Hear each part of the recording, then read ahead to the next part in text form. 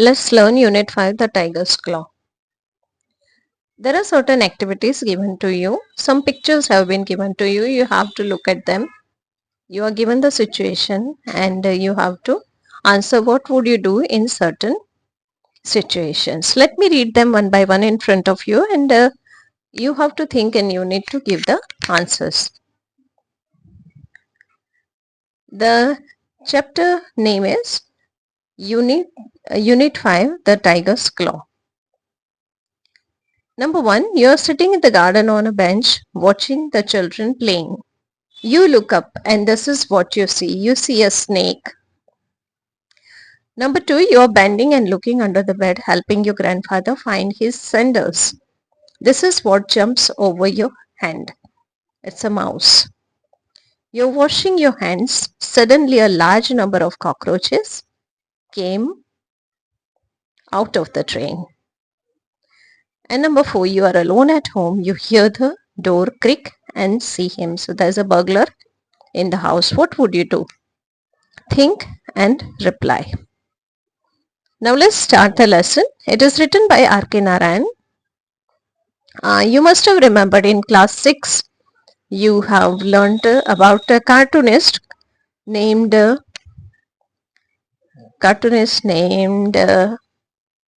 R.K. Lakshman, and Narayan is his brother. So let's see what he has written here in the Tiger's Claw. Number 1.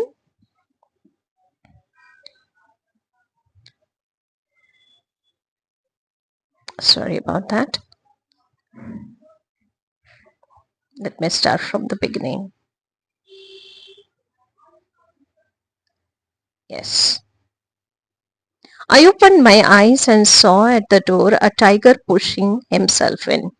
It was a muddled moment for me, not being sure whether the dream was continuing or whether I was awake.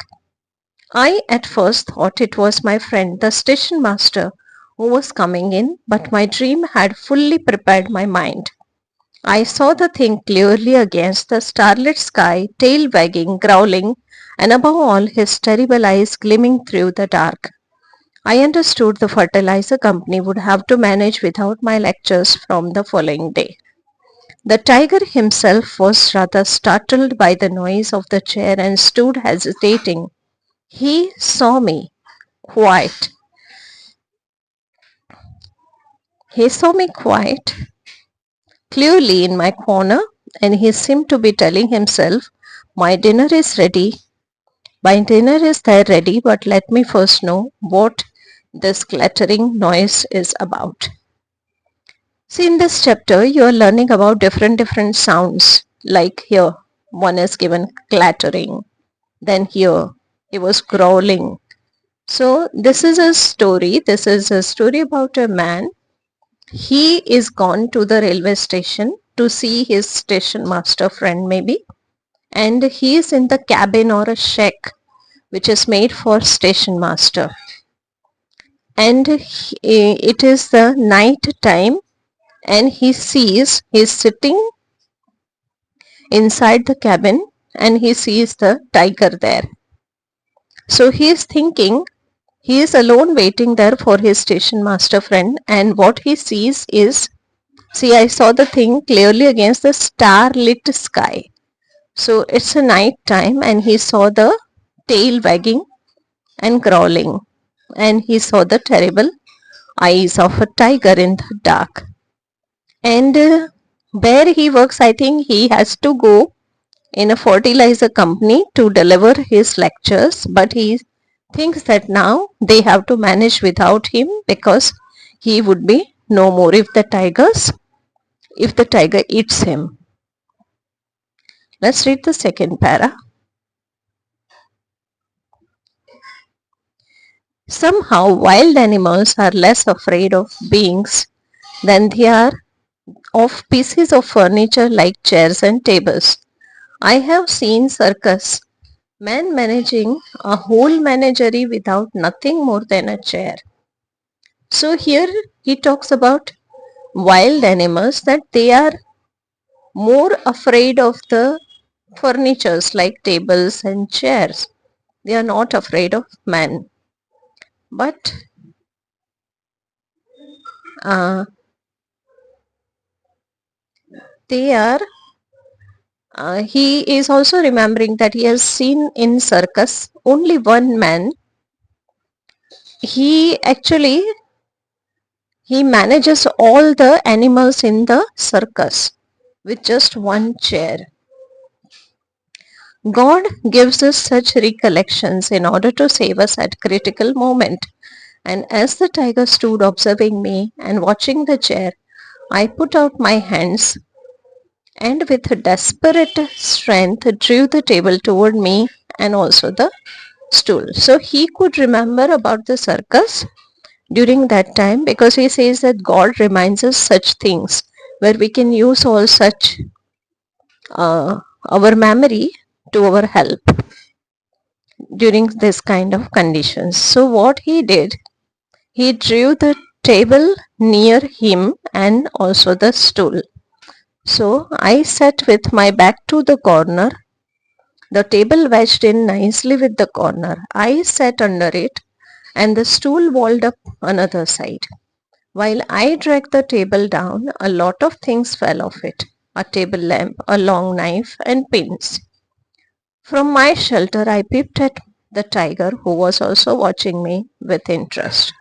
Evidently, he didn't like his meal to be so completely shut out of sight, so he cautiously advanced a step or two, making a sort of rumbling noise in his throat which seemed to shake up the little station house.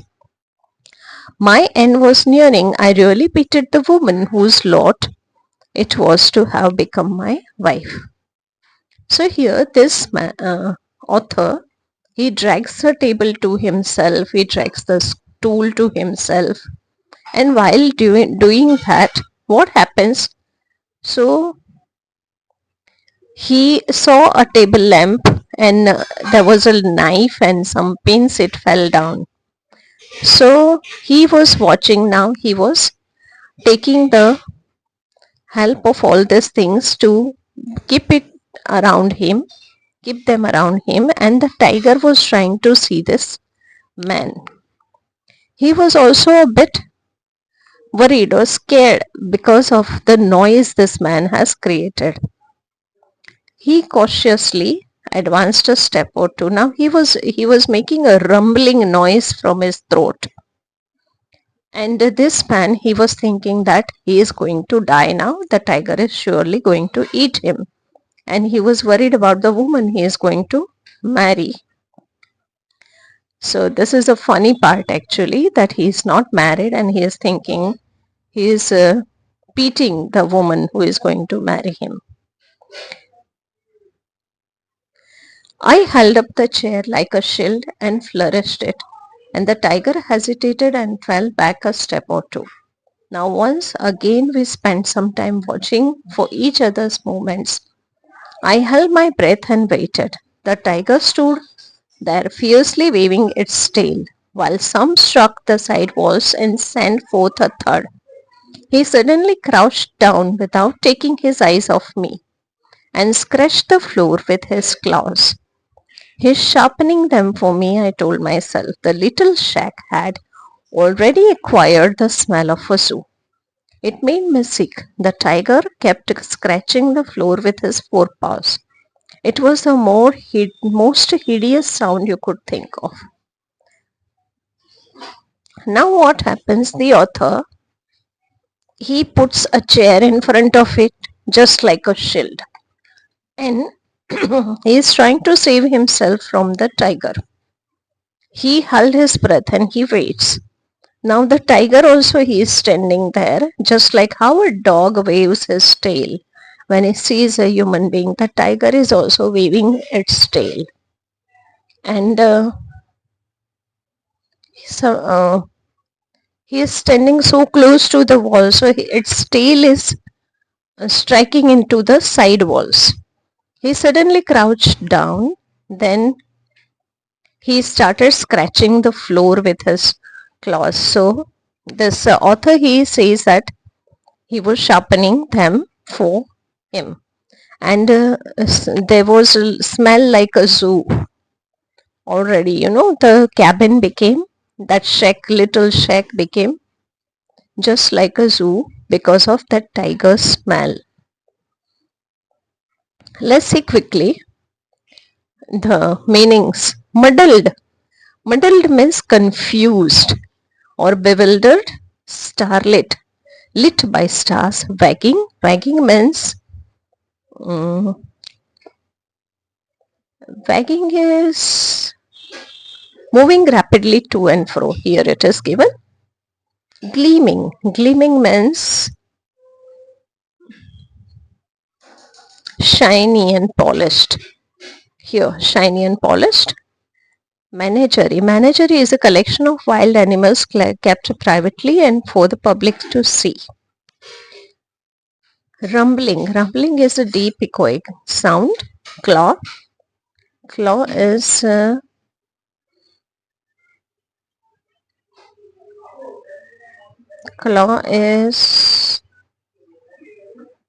curved and pointed nails of some mammals.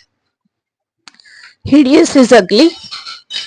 Hideous is ugly, and I think we missed out this. A loud rattling sound as hard as object falling or striking with one another. That's clattering. Clattering. Let's see part 2. All of a sudden he sprang up and flung his entire weight on this lot of furniture. Sprang up is the past tense of spring up. So he jumps like a spring. How a spring, if you leave a pressed spring. So he springs up and he flings into the air. I thought it would be reduced to matchwood, but fortunately your railways have a lot of foresight and choose the heaviest timber for their furniture. So this is about many years back, about maybe 70, 80 years back he is talking. During those days, railways, they were using the furniture made up of a high quality timber, which used to be very heavy. So he's telling that kind of furniture saved him. The tiger could do nothing more but perch himself on the roof of the table and hang down his paws. He tried to strike me down, but I paired with a chair and stool. The table rocked under him. I felt smothered. I could feel his breath on me. So he felt suffocated because the tiger is standing on the table, and this author, he felt suffocated because of that. He sat completely covering the top and went on shooting his paws in my direction. He would have scooped a portion out of me for his use, but fortunately I sat right in the corner, a hair's breadth out for his reach on any side. He made vicious sounds and wriggled over my head. He could have knocked the chair to one side and dragged me out if he had come down, but somehow the sight of the chair seemed to worry him for a time. He preferred to be out of its reach. This battle went on for a while, I cannot say how long. Time had come to a dead stop in my world. He jumped down and walked about the table, looking for a gap. So his author is hiding and the tiger is on the table, and he is telling that he was only a hair's breadth away, but still the tiger did not touch him because he was also somehow scared. But I was too quick for him. Okay, here. He jumped down and walked about the table looking for a gap. I rattled a chair a couple of times, but very soon it lost all its terror for him. He patted the chair and found it inoffensive. At this discovery, he tried to hurl it aside. But I was too quick for him. I swiftly drew it towards me and wedged it tight into the arch of the table, and the stool protected me on the other side. On other side. I was more or less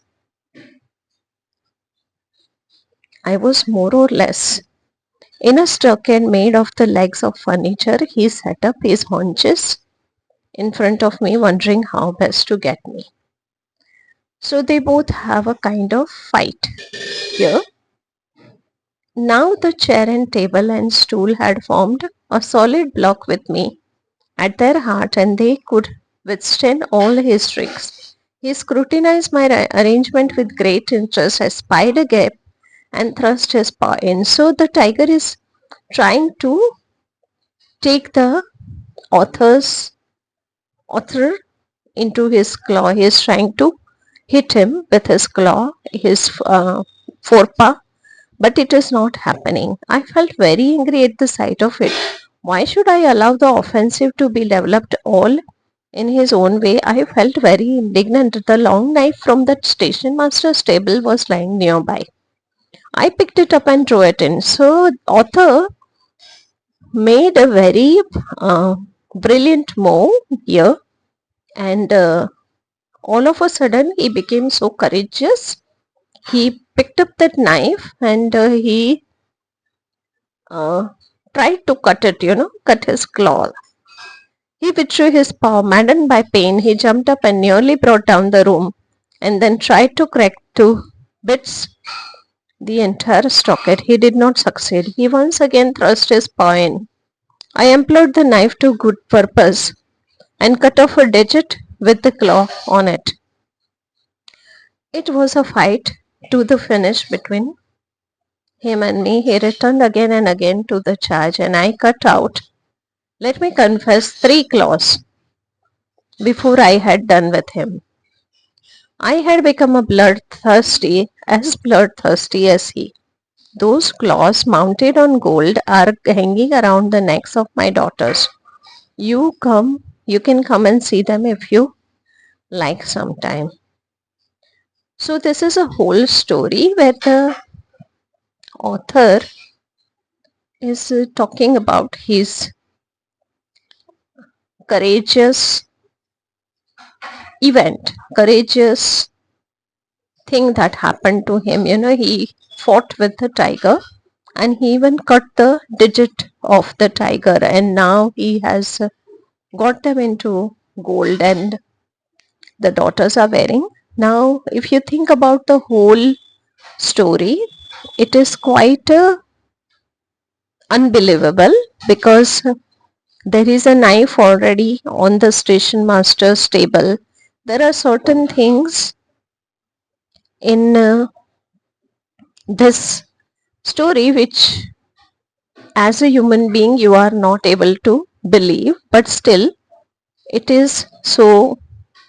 We do not know whether this is true or these are true events. It really happened or it's just a story.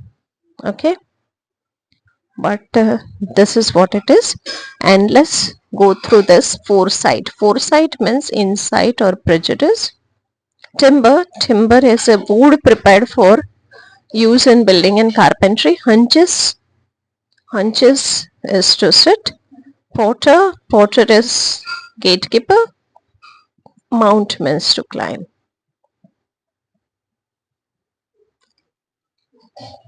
Let us see this.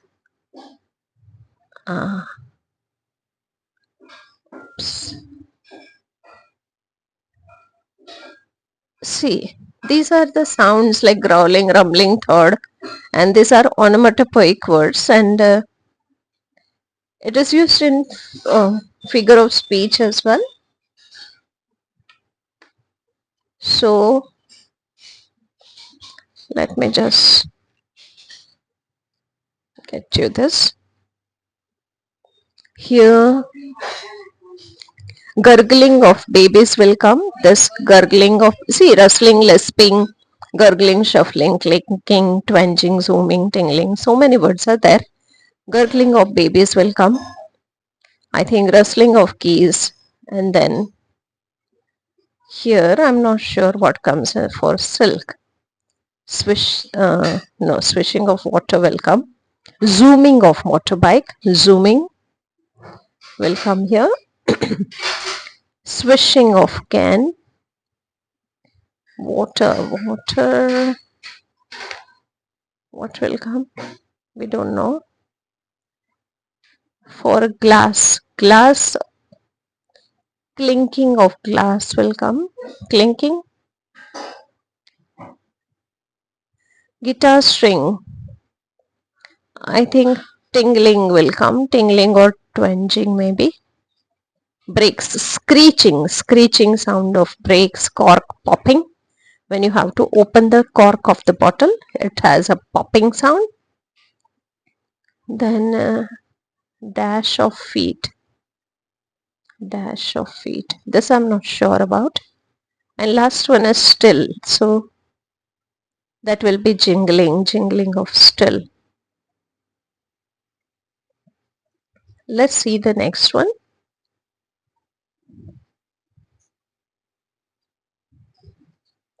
These are some words given to you which you have to read aloud.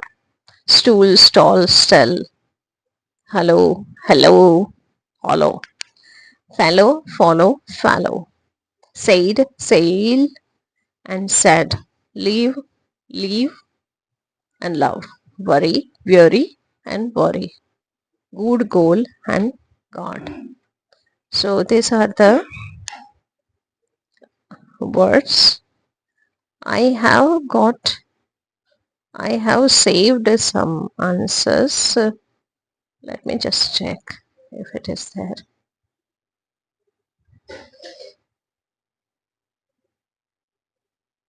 It's not there. So I think we will keep it up to here. And if you like, please like, share, and subscribe. Thank you.